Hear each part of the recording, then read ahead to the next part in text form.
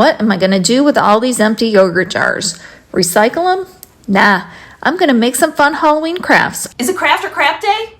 Yes, it is. It is a Halloween challenge where I take on Chaz from Chaz's Crazy Creations, and this time we're using bottles or jars to make a Halloween display. Those are the rules.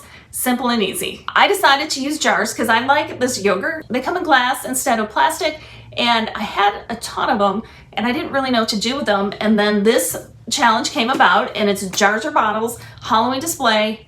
That's what I'm using. Now remember, you get to decide if it's craft or crap. And when you're done watching this and letting me know if mine's craft or crap, hop on over to Chaz's video and let her know if hers is craft or crap. Are you ready to get crafty for Halloween? If you're ever on the lookout for waste material craft ideas, you're gonna love these.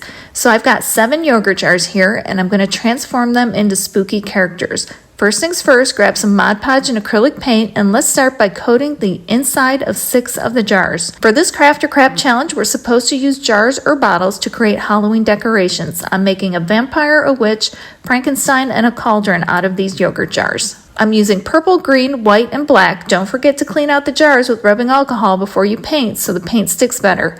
I'm mixing Mod Podge with each color, pouring it into jars, swirling it around, and letting them drain on a tray. I've got silicone stands to raise the jars to help them drain and dry properly. Now for the last jar, I'm going to do something different.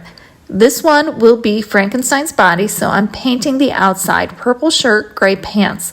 We'll start with purple and let it dry before adding the gray. Expect the purple to need 2 coats. I actually sketched each of these characters beforehand.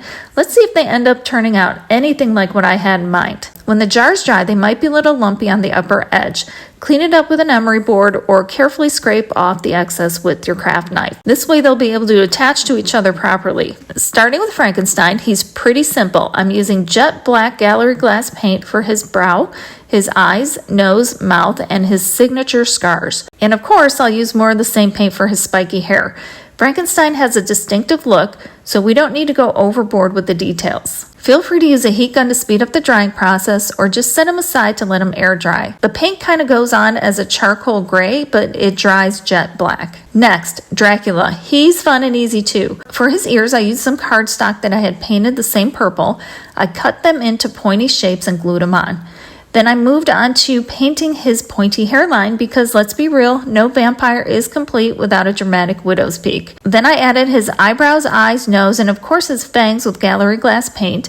He's a friendly vampire until he tries to lure you in. I even made him a little red ascot and added red buttons to his shirt. Finally, every respectable vampire needs a cape, so I cut out a cape out of cardstock with a high collar. Perfect, right? Now let's move on to the witch. Her head is one of the green jars. I'm giving her angry, beady eyes, the anger's all in the eyebrows, and a crooked nose and a frown to complete her grumpy look. For her body, I'm adding some purple buttons down the front.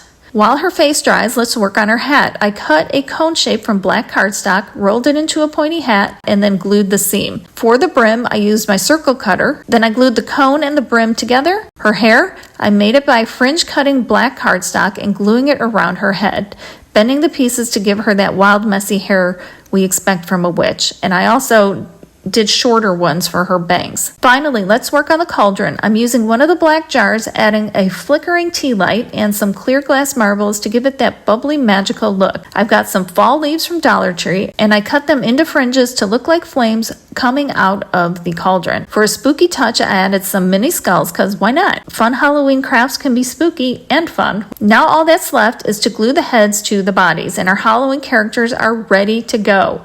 A little hot glue is all it takes. And there you have it, 4 fun Halloween crafts using recycled yogurt jars.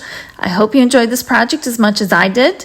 Let me know in the comments if this project is craft or crap. And don't forget to share your own waste material craft ideas. I hope you got some great ideas on how to recycle some stuff and turn it into a fun Halloween display. And now hop on over to Chaz's video and see what she made. And remember, if you want to get featured, I have all that information down in the description. We also have a Facebook group where you can share your stuff, also down in the description. I'll definitely see you next time. Remember, life's too short not to shimmer, so grab your glue gun and your glitter, and I will see you over there.